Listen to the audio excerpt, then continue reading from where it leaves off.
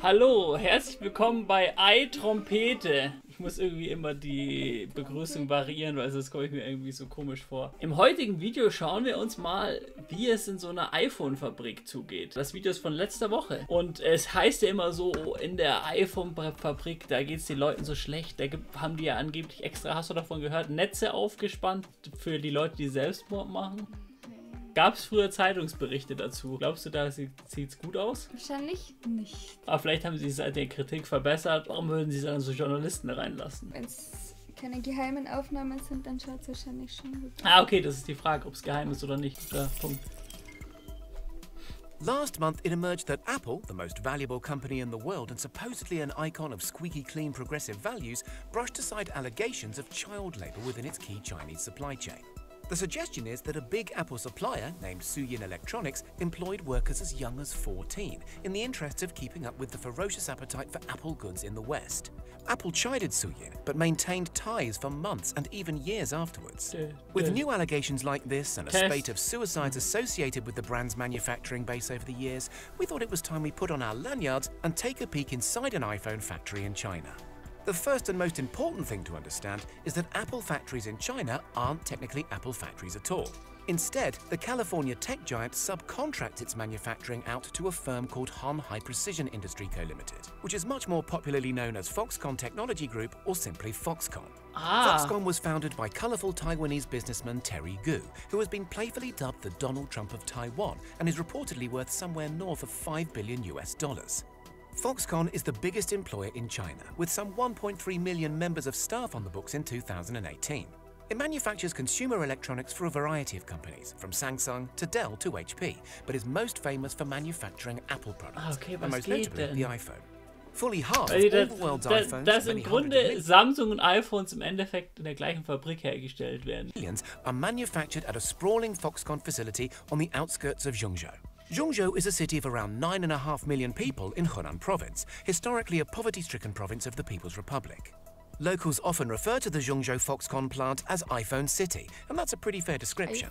At peak times, some 350,000 staff work there, most living in dormitories on site. During the build-up to a big new iPhone release, the plant can produce as many as 500,000 units a day. That's nearly 350 every minute. Around the factory, supporting businesses such as restaurants, massage parlors and shoe shops have sprung up to support the mammoth workforce. Inside the Zhengzhou factory, which is dedicated to the final stage of iPhone assembly, some 400 discrete tasks Ich hätte nicht gedacht, dass da so viele Menschen da mitmachen bei dem Prozess noch. Ich hätte gedacht, dass einfach so einer Maschine macht ziek, ja, ich dachte auch, dass es eigentlich ziek. größtenteils große Maschinen sind. Down and carried out by its army of workers. Most employees will perform one task repeatedly over and over again, oh Gott, day das after muss day. so ein krass. Oh mein Gott, stell dir vor, du kommst jeden Tag in... Ich habe sowas sogar schon mal gemacht. Ich habe mal in einer Fabrik, die hat, glaube ich, mit Nestle zusammengearbeitet, in so einer Schokoladenfabrik. Und da musste ich irgendwie immer was machen, was mit den Stanzformen von Schokoladen zu tun hat. Und Warum den ganzen hast du da Tag gearbeitet? von einem Kumpel, den ich damals hatte in meiner Jugend, dem sein Vater hat die Fabrik gehört. Simon und die Schokoladenfabrik. Und das war halt die ganze Zeit irgendwie so... Es war die ganze Zeit das Gleiche und das muss sich so belastend anfühlen. Also es ist ja eine Sache, wenn man so schlecht bezahlt wird oder so, ich weiß gar nicht, wie schlecht die bezahlt werden, ich gehe davon aus, dass ich nicht so viel bekomme, aber es ist immer so quasi immer nur eine Schraube reinschrauben. Oh mein Gott.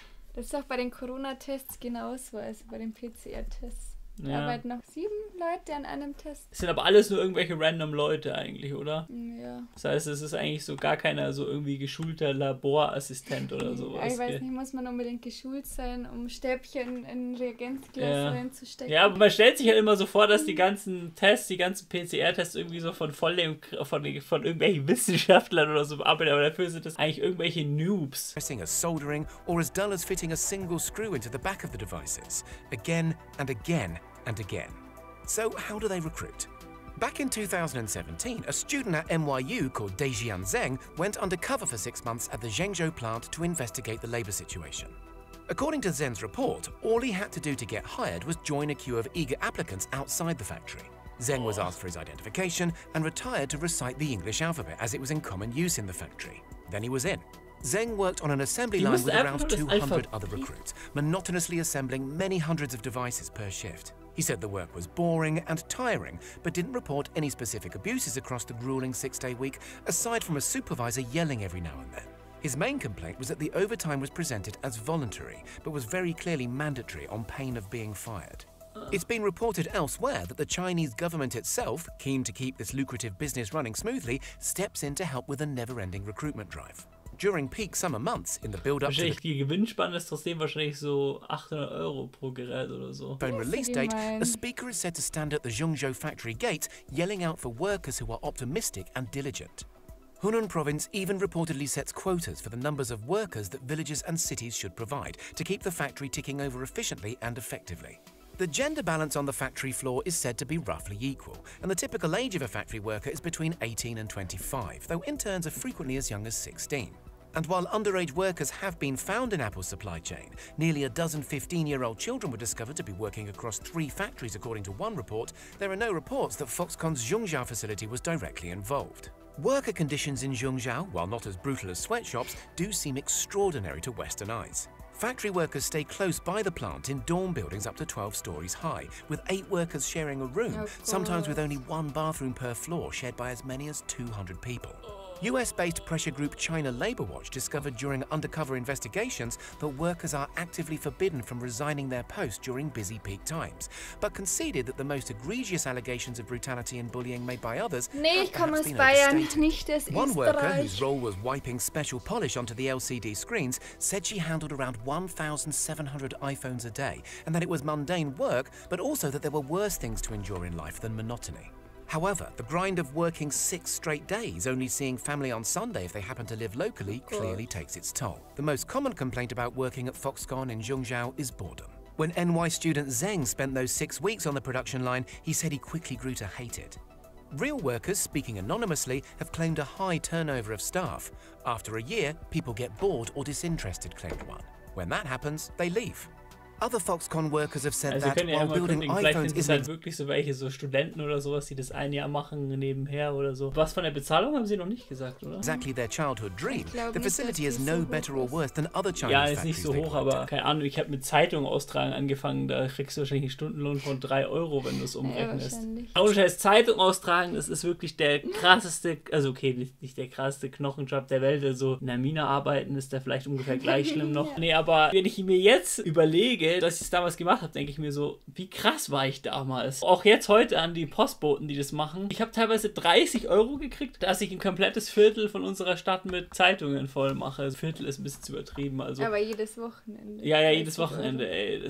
Ja, es kommt immer drauf an, wie viele es waren. Also manchmal war es auch 100 € oder sowas. 3, 4, 5 Stunden hat es mich über jedes Wochenende gebraucht. Wie alt warst du da? 13 oder 14 oder sowas. Ich bereue jetzt nicht, dass ich es gemacht habe. Natürlich, jetzt ist es sowieso vorbei. Aber ich glaube, das hat mir ein bisschen Disziplin gegeben. Obwohl, vielleicht war die Disziplin schon von Anfang an da, weil... Wolltest du das unbedingt oder deine Eltern? Ich glaube, ich wollte schon irgendwie voll Geld verdienen. Nee, also... Haben das deine Brüder auch gemacht? Nee, eben nicht. Und Also wenn man... nur du. Und wenn man sich jetzt anschaut, finde ich, habe ich so in vieler Hinsicht so mehr Fleiß als einer meiner anderen Brüder, würde ich sagen. Ich glaube, ich habe von Natur aus so die krasseste Arbeitsethik, würde ich sagen. Obwohl, bei mir ist gerade wieder ablässt irgendwie. Ich habe irgendwie das Gefühl, in letzter Zeit bin ich nicht zufrieden so mit dem, was ich leiste. Also vor allem jetzt diesen Monat nur ein Video, also 2 Videos. Aber jetzt habe ich 3 Wochen für das Video gebraucht. Das Pilzvideo, was ich jetzt gerade rausgebracht habe. Ich habe da so viel recherchiert für das Video. Ja, Quasi boah, das ist echt viel also ich habe das recherchiert, Video ja. schon im Dezember angefangen, das Drehbuch zu schreiben. Ich wusste, ich wollte irgendein Video machen, wo ich zeige, wie cool Pilze sind. Und ich habe dann immer wieder das neu angefangen, mir überlegt, wie kann ich das irgendwie so möglichst cool, kompakt machen, so ohne dass sich irgendwie trocken anhört. Und es hatte so viele unterschiedliche Fassungen. Und so, dass ich letztendlich jetzt da 3 Wochen fast nur an dem Video gearbeitet habe und immer das, es hört sich irgendwie so lächerlich an. Also ich habe nicht nur an dem Video, also ich habe auch andere Sachen gemacht, aber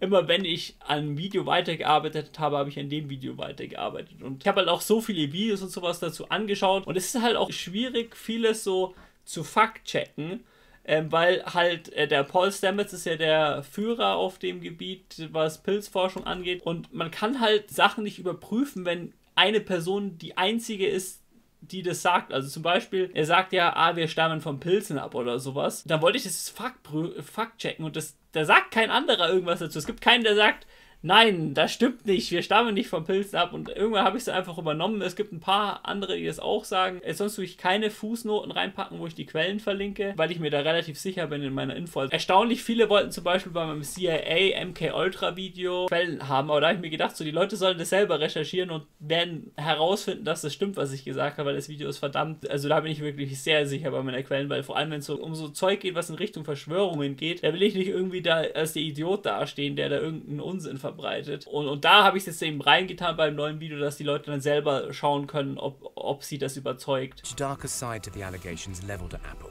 Although not directly related to the assembly plant in Zhengzhou, it has been reported that Apple products have been made using forced Uyghur labor, an ethnic minority in China who endure horrific working conditions and even wage theft by unscrupulous overseers. According to the New York Times, lawmakers in the United States have proposed legislation designed to curb American companies' ability to use forced Uyghur labor.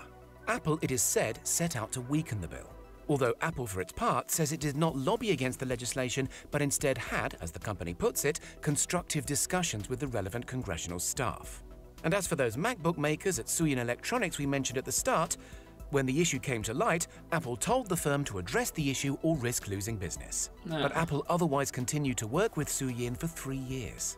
Former members of the so-called supplier responsibility... Ist halt schwierig, sowas muss halt in China hergestellt werden, das ist immer so, darüber rede ich oft, weil die Leute immer sagen, hey, du lässt dein Projekt da in China machen und es wird so alles einfach in China hergestellt und manche Sachen, da gibt es da in Deutschland gar nicht die Infrastruktur. So, da müsste man Milliarden ausgeben, um das in Deutschland starten zu können. Quasi, wenn man es eben nur in einem Land produzieren kann, weil die da schon die einzigen Grundvoraussetzungen haben. Obwohl bei iPhone ist es so, die könnten sich wahrscheinlich mittlerweile schon eine Firma woanders leisten. Das stimmt. Ja, die wollen halt trotzdem genauso viel verdienen. Ja, oder mehr, eigentlich immer mehr verdienen. Ja, aber trotzdem, wenn das nicht in deinen Händen ist, wie viel kannst du dann steuern? Apple trägt ja schon natürlich irgendwie eine Schuld, wenn die es in solchen Firmen herstellen, aber hauptsächlich ist es ja schon die Schuld von der Firma selbst, so. Also von der Fabrik da. The team at Apple told reporters from The Information that the Suyin incident wasn't isolated and that profits sadly seem to have been the driving force between decision-making. So what does the future look like for Apple and its labor practices? As living standards in China inevitably improve, so does the cost of labor, and so the factories may well move elsewhere. Foxconn recently found itself in hot water for exaggerating its staffing requirements to Apple in order to illicitly cream profits from the Californian firm. So it's not always a cozy relationship between the two. Ja, genau, okay. Schau, also die tun dann scheinbar sich gegenseitig anlügen und vorgeben, bessere Arbeitsbedingungen zu haben. Most pertinently, undercover student Zheng observed in 2017 that several stations on the production line where he worked were already taken up by robots, known in-house as Foxbots, a trend that will surely continue. However its iPhones are manufactured going forward into the future, let's just hope Apple's working practices live up to the firm's lofty brand ideals. And that latter-day disciples of Steve Jobs. Weil ich finde es so krass, dass man sich so krass auf Apple fokussiert, obwohl ja Samsung und die ganzen ja auch scheinbar von der gleichen Firma alle produziert. Das haben die ja am Anfang gesagt. Samsung, Dell und noch was anderes haben sie noch gesagt. Can at least help someone somewhere get a good job. What do you think? Is Apple justified keeping suppliers at arm's length in order to keep costs competitive for the end user? Also ich muss sagen, ich hätte meinem iPhone gar keinen Spaß, wenn ich nicht wüsste, dass da harte Arbeit von Kindern drin steckt. So blöd einfach nur.